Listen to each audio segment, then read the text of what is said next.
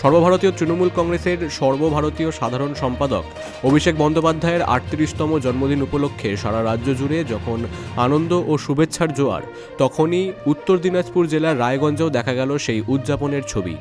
রায়গঞ্জ পৌরসভার ১৮ নম্বর তৃণমূল কংগ্রেসের ওয়ার্ড কমিটির তাদের জনপ্রিয় নেতার জন্মদিন উপলক্ষে এক বিশেষ অনুষ্ঠানের আয়োজন করেন।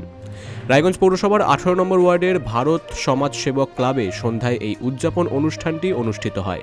এই অনুষ্ঠানে উপস্থিত ছিলেন নেতাকর্মীরা।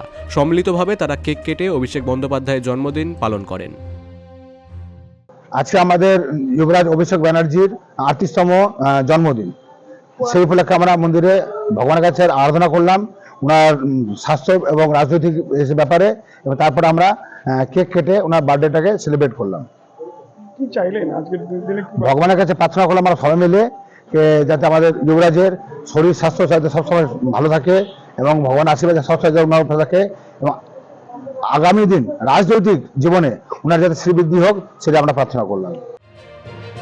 এই সন্ধ্যায় স্থানীয় তৃণমূল কর্মী ও সমর্থকেরা বিপুল সংখ্যায় উপস্থিত ছিলেন। সামাজিক মাধ্যম থেকে শুরু করে সাংগঠনিক স্তরে সর্বত্রই এই দিন তৃণমূল নেতাকর্মীদের মধ্যে দেখা যায় উৎসবের মেজাজ।